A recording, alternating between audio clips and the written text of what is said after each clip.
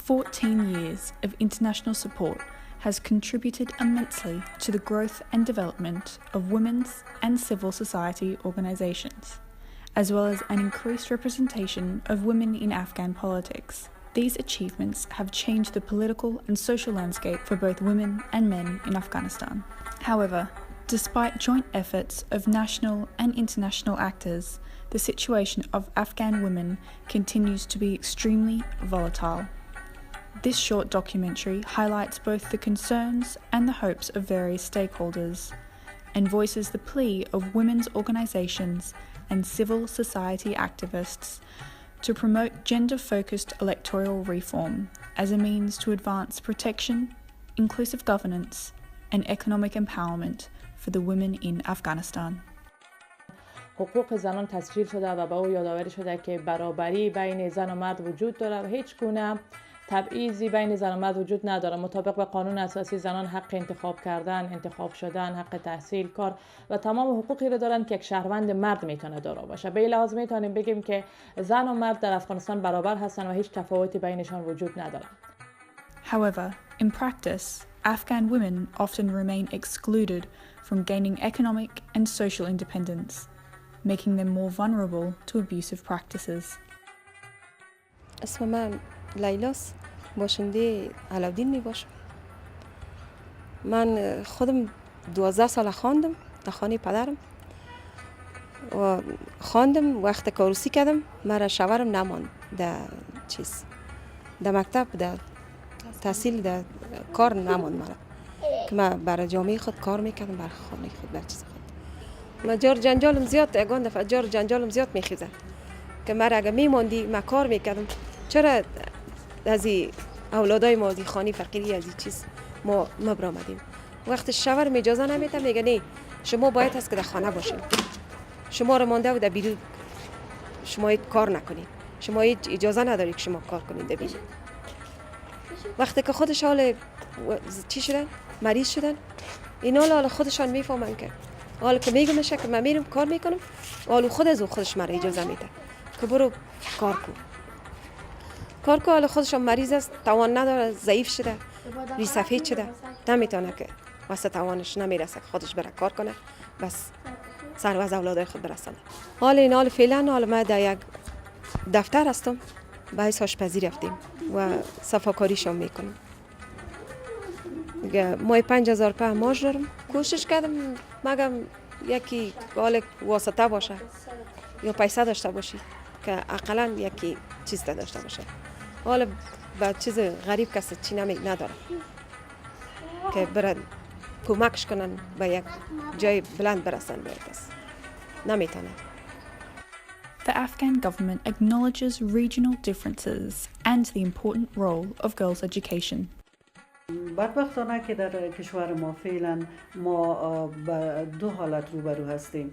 یک حالت در ولایات هست که تقریبا امن هستند و کشور و ولایت بزرگی هستند مثل کابل، مزار، هرات، قندهار و بعض ولایت دیگه و بعض ولایات هستند که ناامن هستند مثل هلمند، زابل و فاریاب، سرپل، بعضی ولایات دیگه که حتی در ولایات ناامن ما نمیتونیم یک دختر به مکتب حضور پیدا بکنه و تحصیلات خود ادامه بده. تا از دوره ابتدایی نمیتونن که به دوره متوسطه برن، چی خاصه از این که اونا فارغ شون و به تحصیلات عالی خود دوام بدن.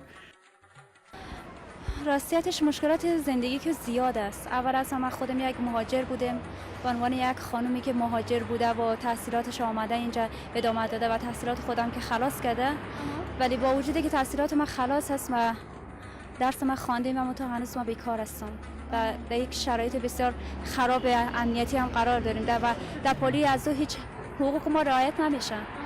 به عنوان کسی که من نمیفهمم چی بگویم. The degrading security situation aggravates structural barriers that exist for Afghan women to actively participate in private and public life.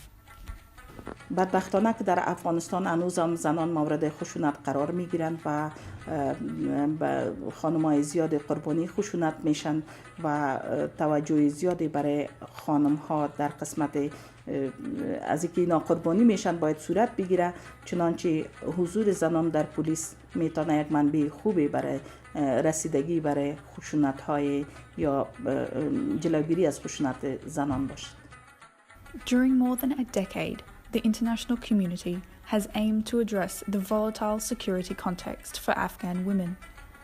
But continued support is needed to ensure women's full empowerment and protection.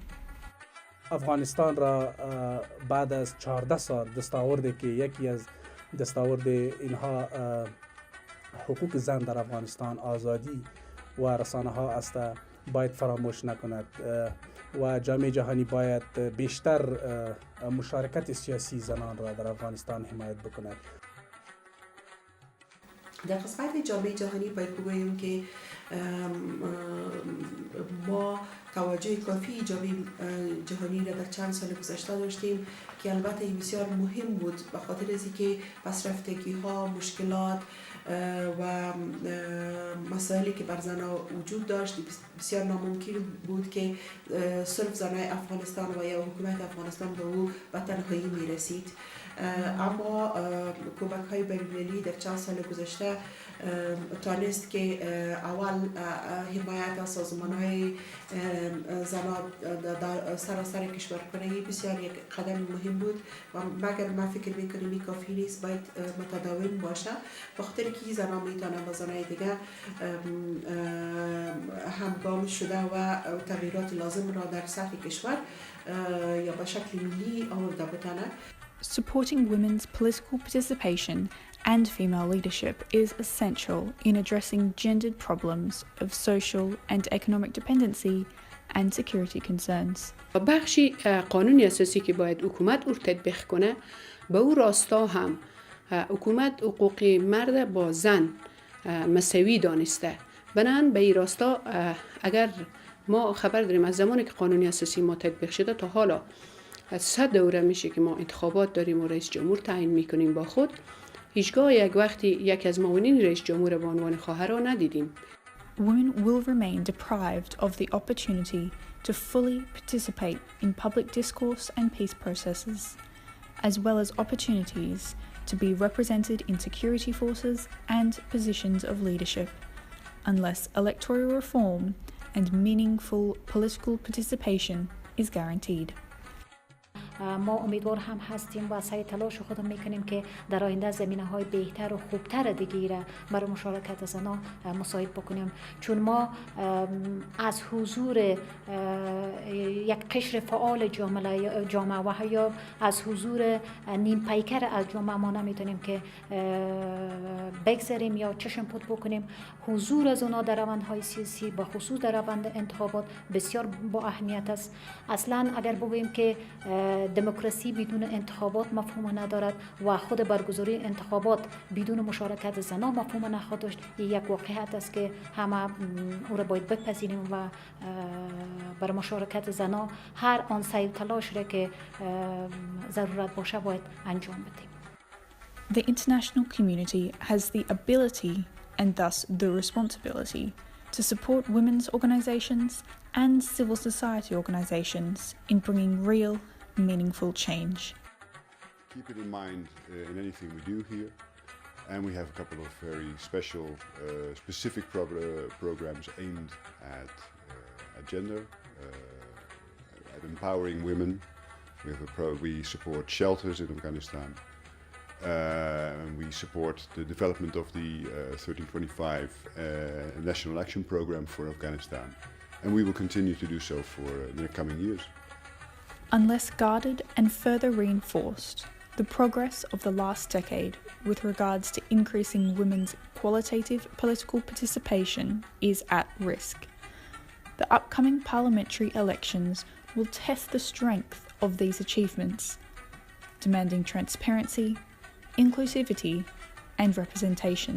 Despite the challenges posed to women in Afghanistan, their persistence indicates that there is hope that equality, development, economic empowerment, and peace can be reached. Women's organisations in Afghanistan are determined to improve the overall position of women, with a special emphasis on their political participation. Continued support from the international community is crucial for them to overcome challenges and actively build a gender-inclusive democracy.